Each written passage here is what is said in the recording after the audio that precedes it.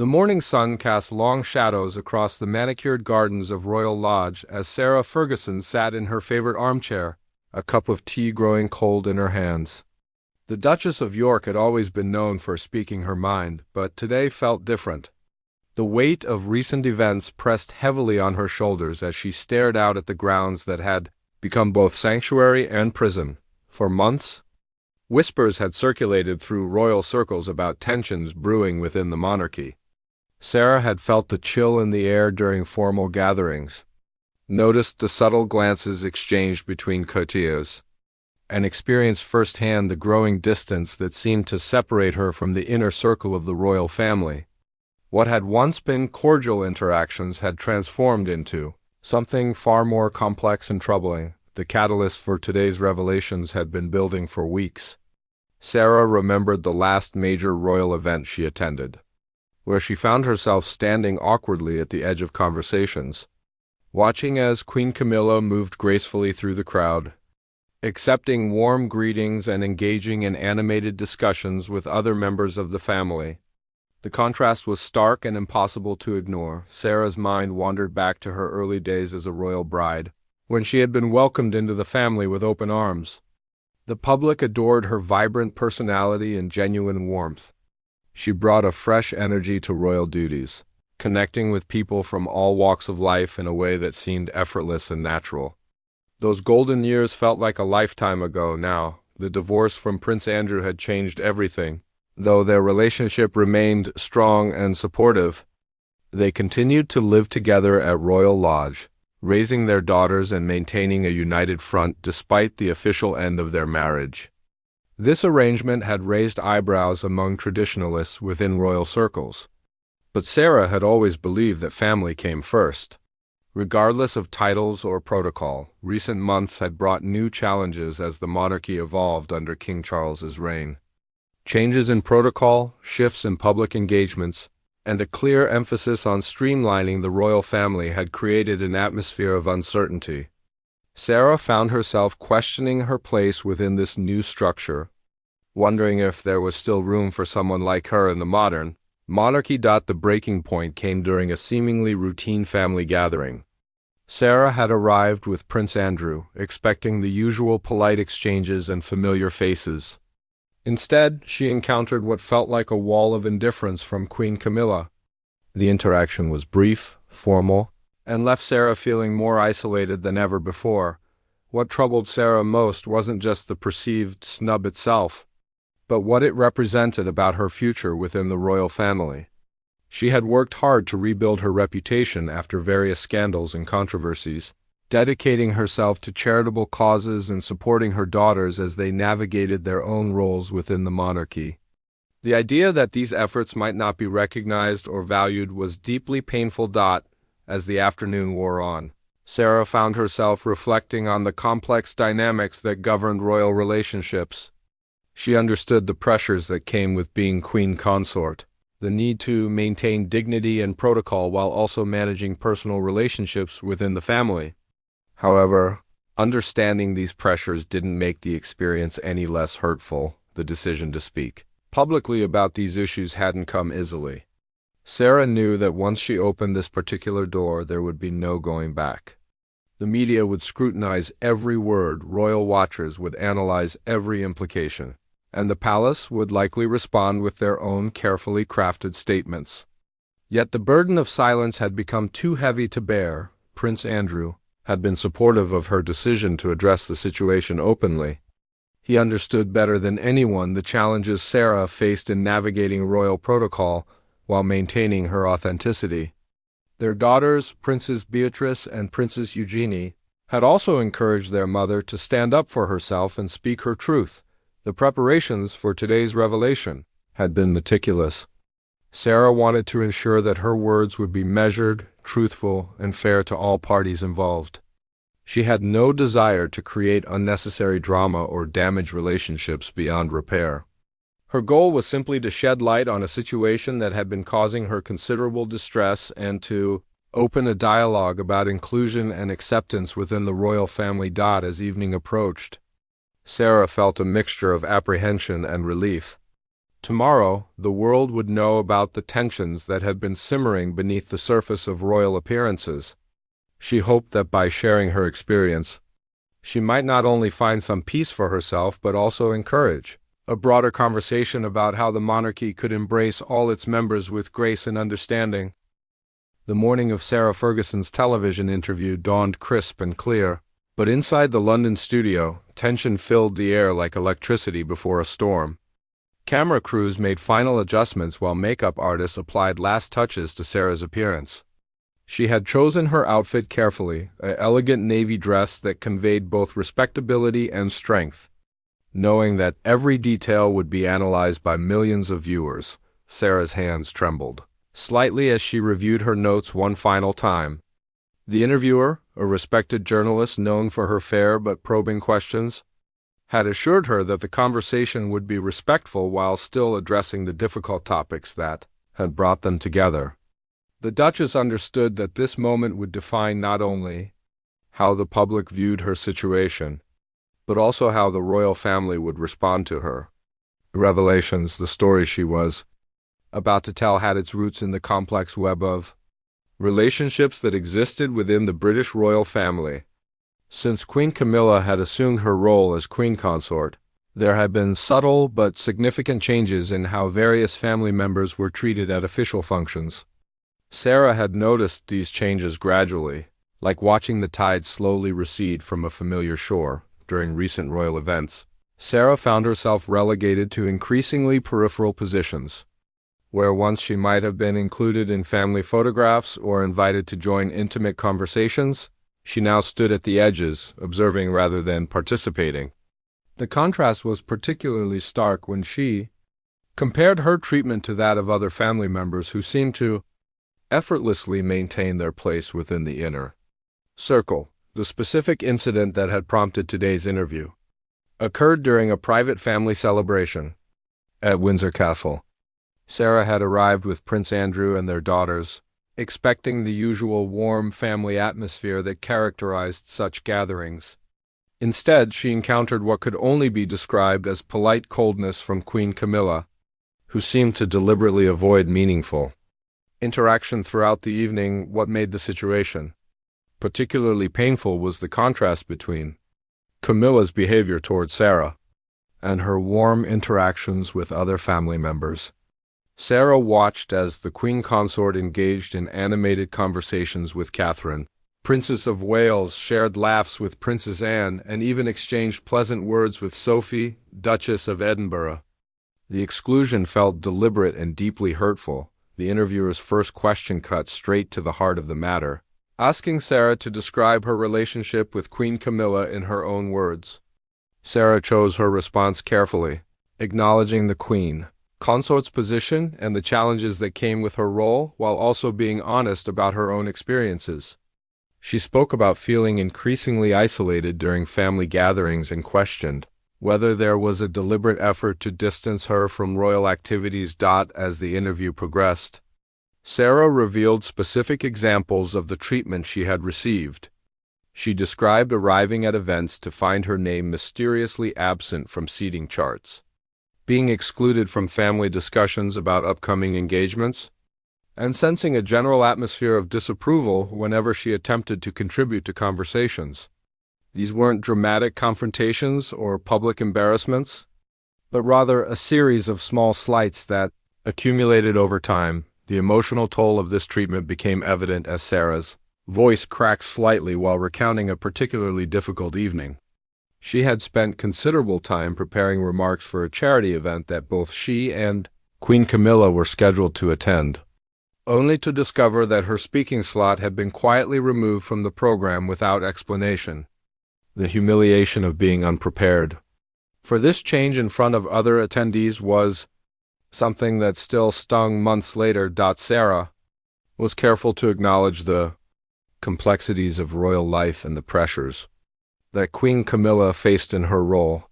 She understood that the Queen Consort had to balance numerous competing interests and maintain relationships with dozens of family members, each with their own expectations and needs.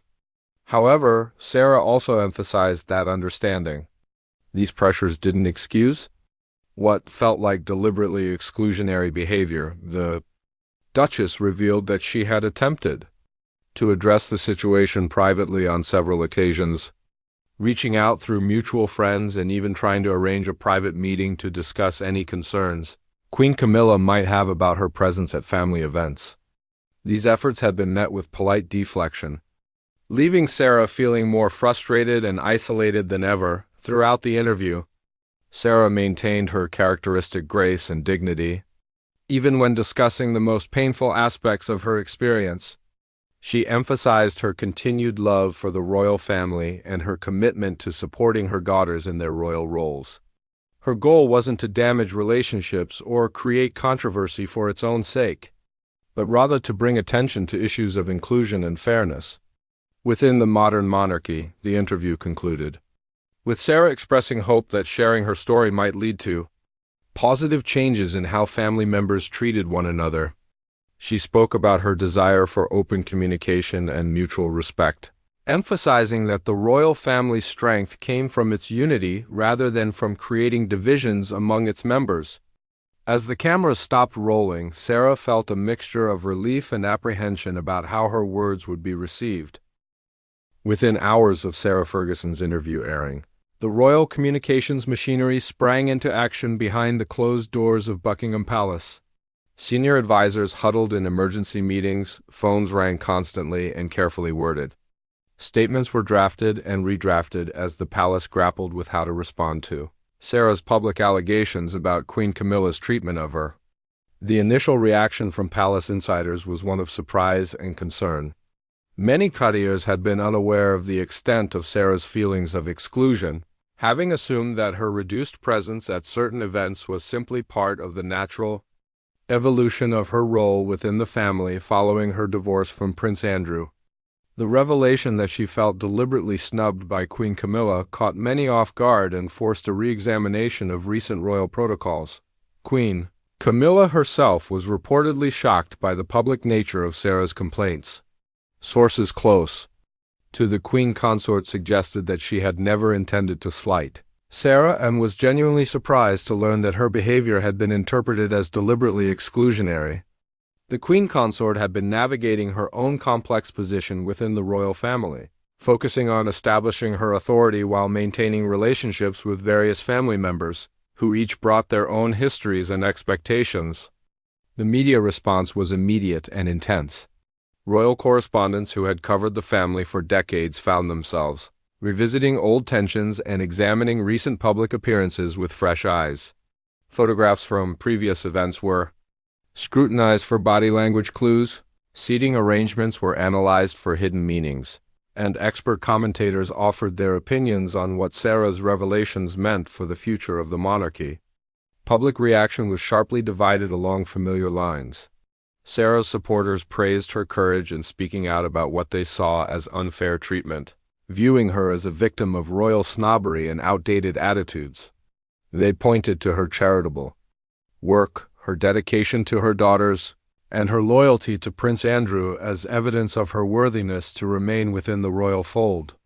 Social media filled with messages of support using hashtags that championed Sarah's right to fair treatment. However, critics were equally vocal in their response. They argued that Sarah's decision to air family grievances in public violated fundamental principles of royal discretion and dignity. These voices suggested that her controversial past, including various financial scandals and embarrassing incidents, had naturally led to her reduced role within the family. They viewed her public complaints as an attempt to force her way back into prominence through manufactured drama. The broader constitutional implications of the situation weren't lost on royal experts and historians. The monarchy's strength had always depended partly on its ability to present a united front to the public, managing internal disagreements through private channels rather than public confrontations. Sarah's decision to speak openly about family tensions represented a departure from this tradition and raised questions about how the institution would handle similar situations in the future. Behind the scenes, family members found themselves caught between loyalty to different parties and uncertainty about how to respond. Prince Andrew stood firmly behind Sarah, as expected, But other family members struggled with how to balance their relationships with both Sarah and Queen Camilla. Princess Beatrice and Princess Eugenie faced particular pressure as they attempted to support their mother while maintaining their own positions within the royal hierarchy. The king found himself in perhaps the most difficult position of all. As head of the family and the monarchy, he bore responsibility for managing this crisis while maintaining relationships with all parties involved. Sources suggested that he was deeply concerned about the public nature of the dispute and was working behind the scenes to encourage dialogue and reconciliation between Sarah and Queen Camilla. International media picked up the story with enthusiasm, viewing it as a fascinating glimpse into the private dynamics of one of the world's most famous families. European royal watchers drew comparisons to similar situations in other monarchies, while American outlets focused on the soap opera aspects of the drama. The global attention added another layer of pressure to find a resolution that would satisfy both family harmony and public expectations. Legal experts began examining the potential implications of Sarah's statements, particularly whether they could be considered defamatory or whether they might violate any formal agreements she had made with the royal family following her divorce. While most concluded that her carefully worded comments were unlikely to result in legal action, the speculation added another dimension to an already complex situation. The Archbishop of Canterbury, as a senior figure in the establishment, was reportedly consulted about potential mediation between the parties. Religious leaders had historically played important roles in resolving royal family disputes, and there was precedent for such intervention during times of particular tension. However, the informal nature of this conflict made traditional ecclesiastical mediation more challenging than in previous situations. As the first week following the interview concluded, it became clear that this was not a story that would simply fade away with time. The fundamental questions Sarah had raised about inclusion, fairness, and communication within the royal family demanded serious attention and thoughtful responses from all parties involved. 2 weeks after Sarah Ferguson's explosive interview, tensions within the royal family had reached a critical point that demanded immediate attention. King Charles, recognizing that the situation could not be allowed to fester any longer, made the unprecedented decision to convene a private family meeting at Balmoral Castle, away from the prying eyes of London's media circus and the formality of Buckingham Palace. The Scottish Highlands provided the perfect backdrop for what royal insiders were calling the most important family crisis meeting in decades. The remote location offered privacy and discretion, while the familiar surroundings held positive memories for all family members involved. The king hoped that the more relaxed atmosphere might encourage honest communication and help facilitate a resolution to the growing crisis. Queen Camilla arrived at Balmoral with a mixture of apprehension and determination. She had spent the previous 2 weeks reflecting deeply on Sarah's accusations and consulting with trusted advisors about how to address the situation. The Queen Consort understood that her response to this crisis would likely define her relationships within the family for years to come and could significantly impact her public standing as, well, during private conversations with close friends, Camilla had expressed genuine surprise at the depth of Sarah's feelings of exclusion. She admitted that her focus on establishing herself in her new role might have led to unintended consequences in her interactions with various family members. The Queen Consort was particularly concerned about how her behavior had been perceived, as she had never consciously intended to snub or exclude anyone from family activities. Sarah Ferguson's journey to Scotland was equally fraught with emotion. She had received mixed reactions to her decision to speak publicly about the family tensions, with some praising her courage while others criticized her for breaking the traditional royal code of silence. The Duchess carried with her a folder of notes and examples that she hoped would help illustrate her experiences while also demonstrating her commitment to finding a constructive resolution. Prince Andrew played a crucial role as intermediary and support system for Sarah during this difficult period.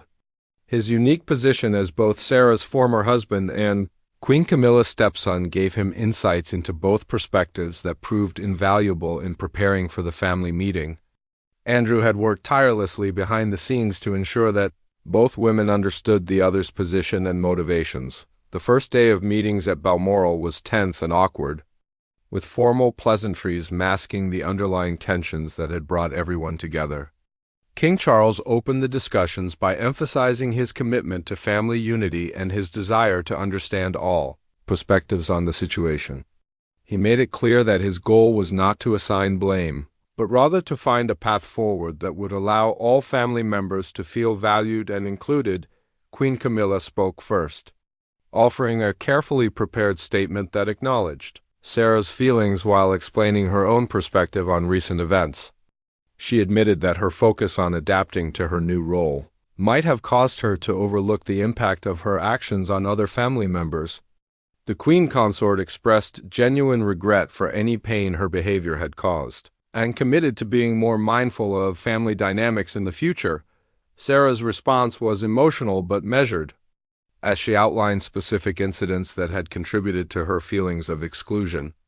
She provided detailed examples of situations where she felt deliberately overlooked or marginalized, while also acknowledging the pressures and challenges that Queen Camilla faced in her role.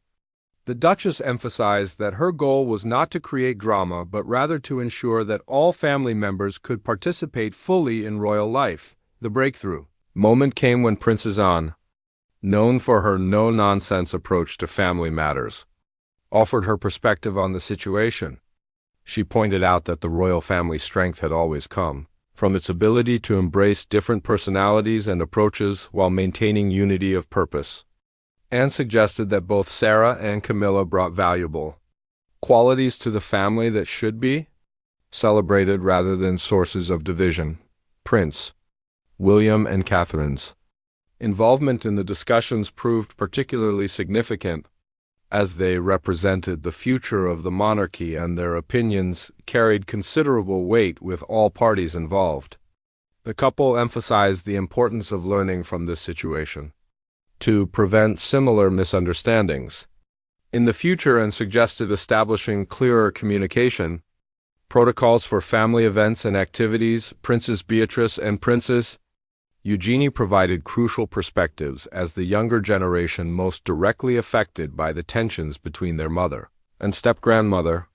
Their emotional appeals for family unity and their obvious distress at the situation helped all parties recognize the broader impact of the conflict beyond the immediate participants. The discussions continued for several days, with private one-on-one conversations supplementing the larger group meetings. These intimate discussions allowed for more personal revelations and apologies that might have been difficult to express in front of the entire family. Both Sarah and Queen Camilla used these opportunities to gain deeper understanding of each other's perspectives and motivations.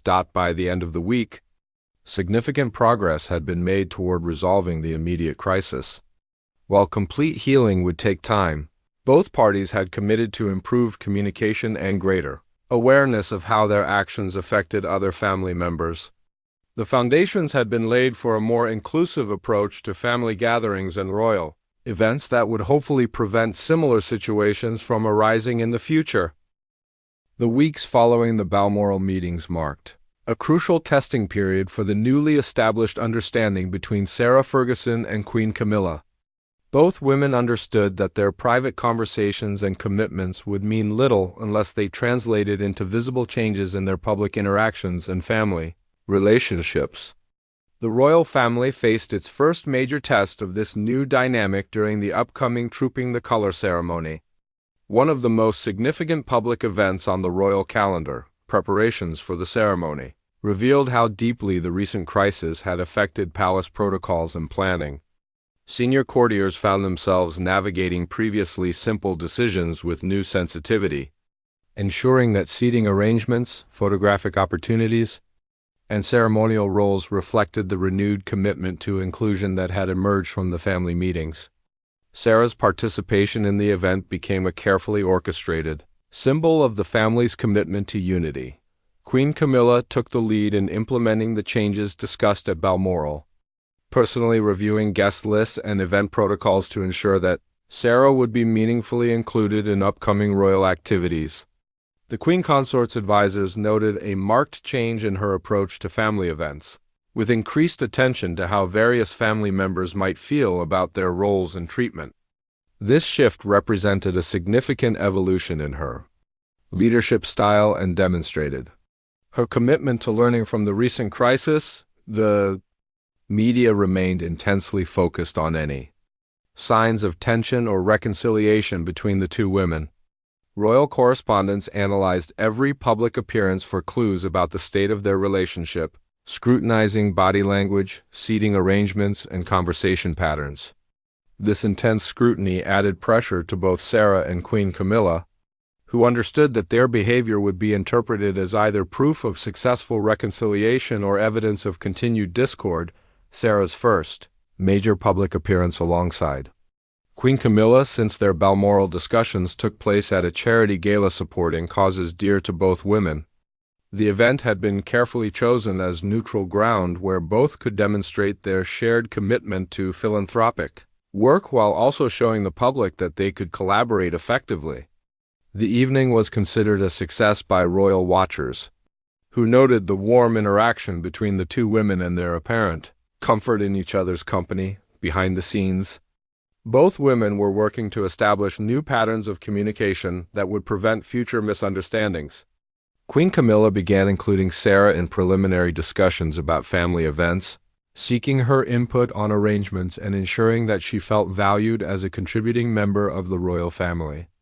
These consultations represented a significant departure from previous protocols and demonstrated the Queen Consort's commitment to the changes agreed upon at Balmoral. Sarah, for her part, made conscious efforts to support Queen Camilla's initiatives and publicly acknowledge her contributions to the royal family. The Duchess understood that reconciliation required effort from both sides and was careful to avoid any behavior that might be interpreted as undermining the Queen Consort's authority or position. This delicate balance required constant attention and occasional course corrections, as both women learned to navigate their evolving relationship. The broader royal family responded positively to the visible improvements in Sarah and Queen Camilla's interactions.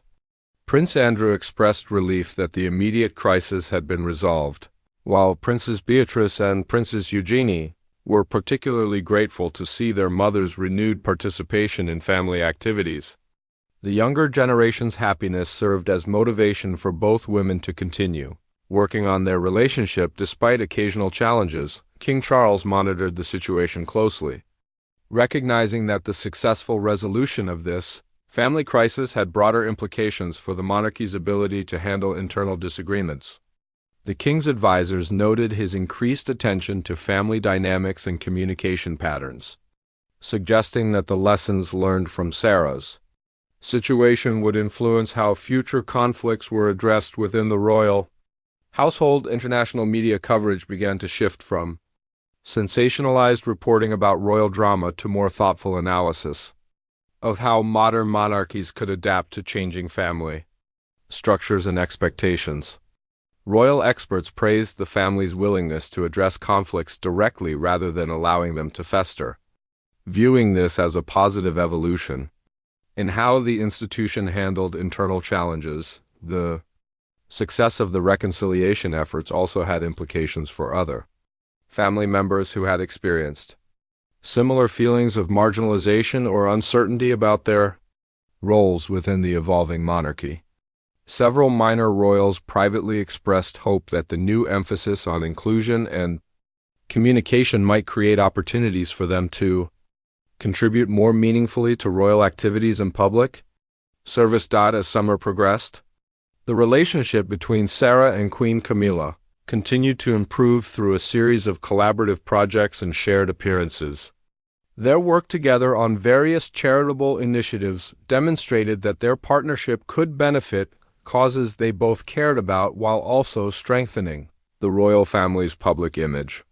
The transformation from conflict to collaboration became a powerful example of how personal differences could be overcome through honest communication and mutual respect, the healing process wasn't without its challenges. As both women occasionally struggled with old patterns of behavior or miscommunicated about expectations. However, their commitment to the agreements made at Balmoral helped them navigate these difficulties without allowing them to escalate into major problems. The foundation of trust and understanding they had built proved strong enough to withstand occasional setbacks and misunderstandings. 6 months after Sarah Ferguson's controversial interview that shook the foundations of royal family relationships, the transformation in her dynamic with Queen Camilla had become one of the most remarkable reconciliation stories in recent royal history. What had begun as a public crisis threatening to deepen divisions within the monarchy had evolved into a powerful example of how personal conflicts could be resolved through courage, communication, and genuine commitment to change. The Christmas celebrations at Sandringham provided the ultimate test of how far the relationship between Sarah and Queen Camilla had progressed. For the first time in years, Sarah received a formal invitation to join the main family gathering, rather than being relegated to separate accommodations or excluded entirely from the most intimate family moments. The symbolic importance of this inclusion wasn't lost on royal watchers, who had long viewed the Christmas invitation list as a reliable indicator of family standing. Queen Camilla played a central role in ensuring Sarah's comfort during the holiday celebrations, personally greeting her upon arrival and making sure she was included in all major activities. The Queen Consort's transformation from someone Sarah had perceived as cold and excluding to a genuine advocate for family unity represented a remarkable personal journey that had impressed even longtime critics of the royal family's internal dynamics. The success of their reconciliation had ripple effects throughout the royal family that extended far beyond their personal relationship.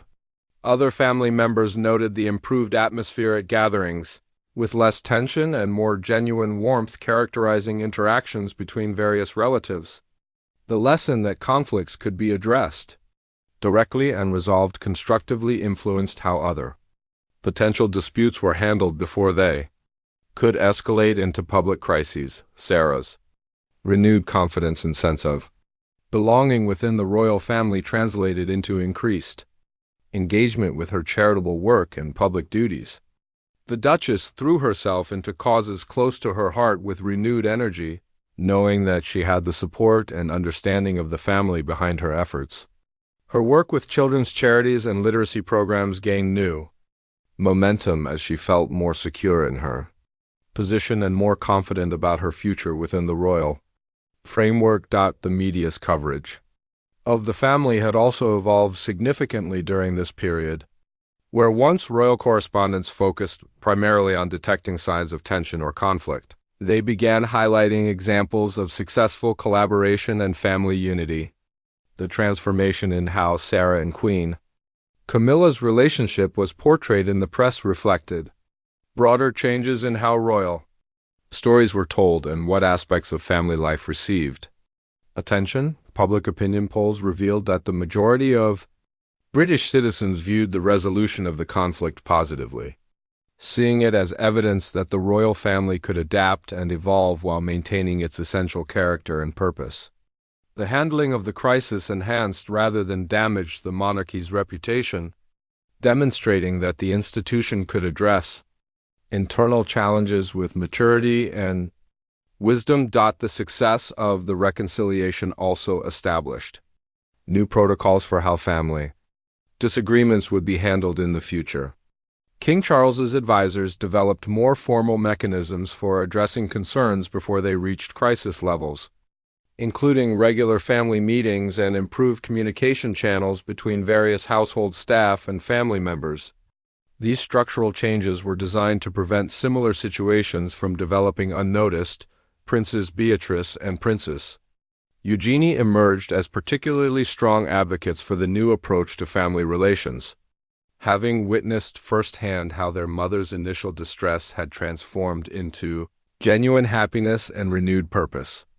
The young princesses used their positions to encourage open communication and mutual support among family members of their generation, helping to establish healthy patterns that would serve the monarchy well in future. Decades. International observers praised the British royal family's handling of the crisis as a model for how other monarchies might address similar internal challenges. The willingness to acknowledge problems, engage in honest dialogue, and implement meaningful changes impressed royal experts worldwide and enhanced Britain's soft power. Through the positive example of institutional evolution and adaptation. As the anniversary of Sarah's original interview approached, both she and Queen Camilla reflected privately on how much their relationship had changed. What had once seemed like an insurmountable divide had been bridged through patience, understanding, and a shared commitment to the welfare of the royal family as a whole. Their transformation from adversaries to allies had strengthened the monarchy and provided a powerful example of how personal growth and institutional evolution could work hand in hand. The final chapter of this remarkable story was written not in dramatic confrontations or public statements, but in the quiet moments of genuine friendship and mutual respect that had developed between two women who had learned to see past their differences to their shared values and goals. Their journey from conflict to collaboration had not only healed old wounds, but had also created new possibilities for how the royal family might navigate future challenges with wisdom, grace, and unity. Looking toward the future, both Sarah Ferguson and Queen Camilla understood that their reconciliation represented more than just personal healing.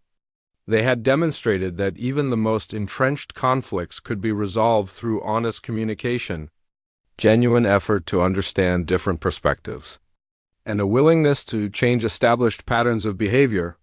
Their story became a lasting testament to the power of forgiveness, growth, and the enduring strength of family bonds when nurtured with care and respect.